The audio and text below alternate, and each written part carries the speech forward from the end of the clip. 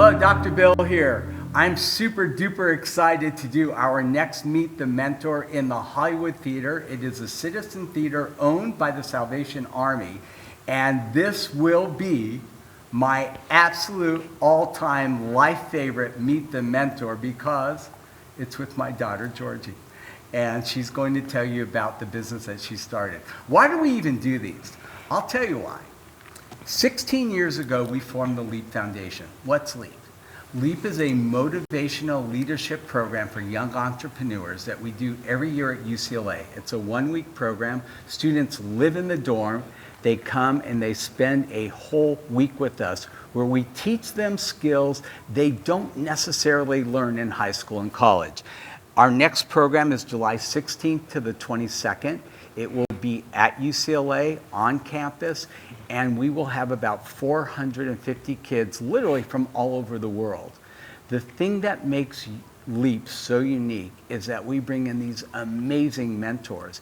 And because we had so many great mentors speaking at LEAP, like Mark Wahlberg, Anthony Hopkins, Michael Strahan, Kathy Bates, Apollo Ono, the Olympic skier, amazing people, we decided to turn this into a podcast. Well, lo and behold, this podcast is now ranked in the top 2.5 percentile of all podcasts worldwide in our category. So every week we like to bring you at least 1 or 2 new Meet the Mentor interviews. Today is going to be super special because I'm going to interview my daughter, Georgie. Georgie is a 25-year-old entrepreneur and fashion designer. I should know this by heart, but I'm kind of nervous. She graduated from University of Wisconsin in 2020 with a degree in retail and consumer behavior. Almost 2 years ago, she launched a young woman's clothing line called All My Love. She is all my love. She's here with us today to share what it took to build a business from ground up as a millennial in today's competitive market. Georgie, thank you so much for taking time to do this with us today. You're welcome. Okay, so as her father, I can tell you unequivocally, this kid was born to be in fashion. She was like 4 years old. We bought her the little Disney costumes with those little plastic heels that most little girls can't walk in. My kid never took them off. She ran in them. She played sports in them with that little elastic bag. I mean, she was like, and then she'd go in the bathroom and just like do herself up. Even at 4 or 5 years old, it was crazy. When do you first remember kind of falling in love with fashion? Oh, I don't even remember. I always loved fashion. I didn't always know that I would work in the fashion world, but I always loved fashion. I mean, even as a little kid, she would put like boas on. I'll never forget one day she was 5. You know, we're sitting at breakfast. You're about to go to kindergarten. And I'm looking at her. I'm like, Georgie, are you wearing makeup? And you're like, no. I'm like, Georgie, you have on mascara. Like, I can fully see it. She goes, but Dad, it's so pretty. I'm like, no, go wash it off. Yeah, I was ahead of my time. You were way ahead of your time. So tell me how All My Love started. I started it in COVID. I had called you a bunch of times in college and said that I really wanted to start a fashion brand, and you always said, just wait. And then in COVID, I was finishing up school and sewing a lot for my design classes, and with the extra time that I never had before, I started just designing for fun, and it was my favorite part of every day. And then the more I got into it, I started just looking up how to start a business, and then I got my business license online, and then I bought the name All My Love, and the more I got into it, I just didn't want to stop doing it. So actually, do me a favor, because there may be students out there that want to start a clothing line. Take me through the initial steps. I mean, I remember the very, very, very first thing was like, Dad, I want to do this. I need a name for my company. Tell them how hard it is not to find a good name, but to find a name that's actually available, right? Yeah. Oh my gosh. All My Love was not the first name I came up with. I knew I wanted something girly and fun, but every name was trademarked already. And how did you find that out? You can just look, I mean, I would think of a name and I'd Google it, and then I'd find some random business that already existed. And you can look up anything that's trademarked online. There's literally a trademark website. So as soon as you got All My Love, what'd you do with it? Getting All My Love was actually a really long process because there's an old jewelry brand that one time had a collection called All My Love that's been discontinued for years, but they still had the trademark, and it was a whole thing. But because I do have a rental service in my business, I was able to kind of change out of that category, and that's how I was able to get the name. Honestly, the one good thing about, because there are a lot of cons, but the one good thing about starting a business now is that like Google is your best friend. You can literally Google anything. You can literally Google how to start a business, or you can order books on Amazon called How to Start a Business. That's what I did. But so that's like one great thing about it. Like anyone can get a trademark, anyone can get a domain, anyone could start a website. Everything's extremely user friendly right now. So once you found a name that was free, what did you do next? How'd you trademark it or keep it? Or You just apply for the trademark, and then I got you apply for the trademark, and then I got rejected a couple times, and then I changed business categories because of the rental service implemented in my business, and that was how I was able to get it. And then what was the next step? So you have to kind of get your business license and file your business. You can't just sell goods whenever you feel like it. So I filed as an LLC, and I don't know the website off the top of my head, but like you can literally just Google get an LLC and it'll direct you immediately. All right, and then what?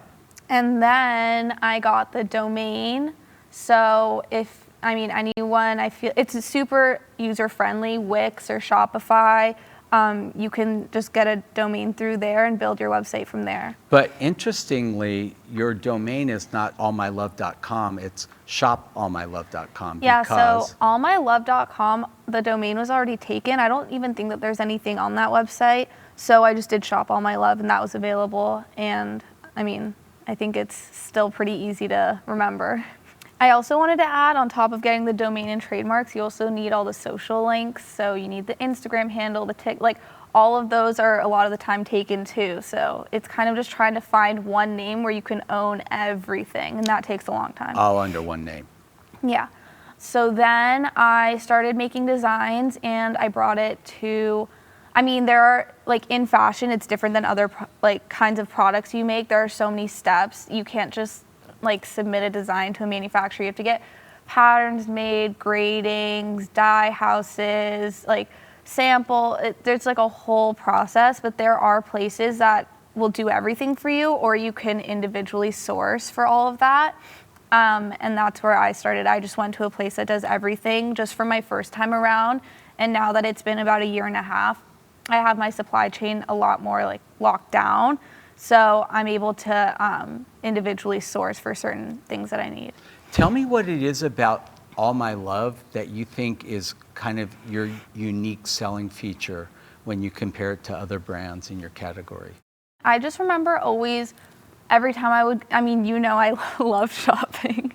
And every time I would go to stores, I'd be like, oh, this would be so cute if it didn't have this weird fringe thing on it. Or I just always felt I just felt like I'd walk around and wouldn't find anything that I liked.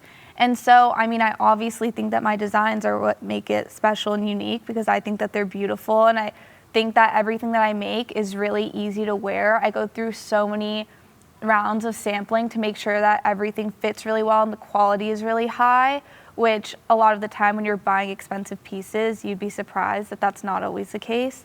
But then I also implemented a few buying options into my business, so you can buy something new, rent something new, or buy something that's been pre-loved. And I feel like with that, I've been able to kind of adjust to the customer's needs and price points. And the top that you're wearing right now? It's All My Love. It's coming out in a month with a few other things.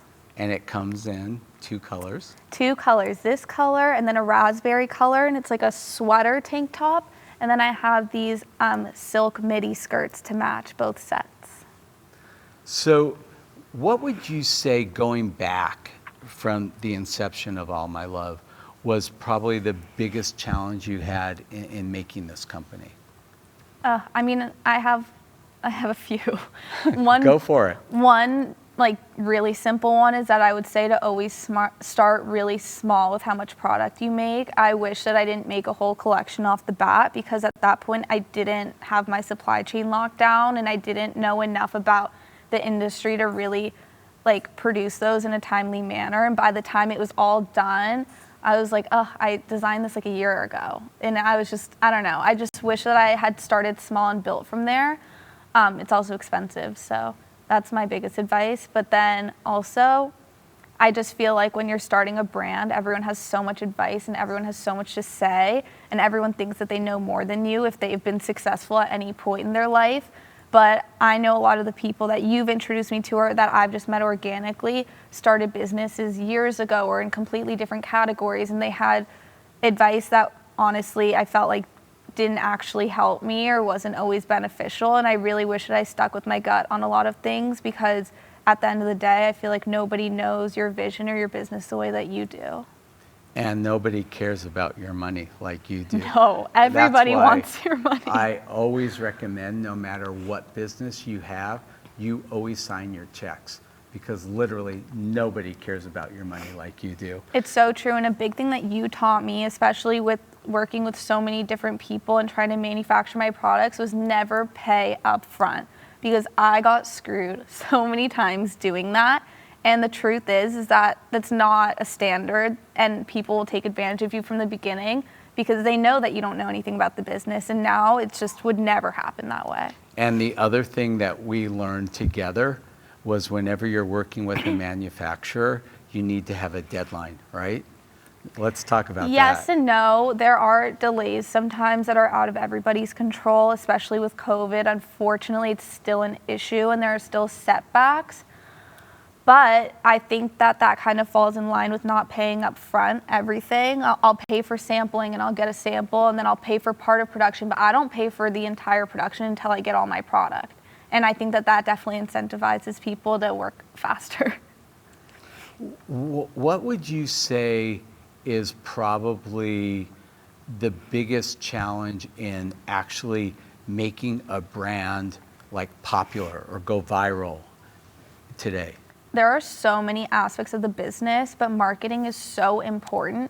And I've worked with different marketing agencies, you know, and PR agencies, and they charge through the roof. And I didn't feel like my vision was coming to life the way that I wanted it to. And I think that influencer marketing has changed a lot in the last couple of years, especially with TikTok. I mean, most influencers don't even accept gifting. So there used to be this organic way of gifting influencers, and they would happen to wear your pieces and you'd get lucky and get a bunch of people referred to your website. And then now it's like most influencers won't post anything unless they get a check. So it's hard for small businesses, especially with funding, figuring out who to give things to, who to pay. It's so expensive.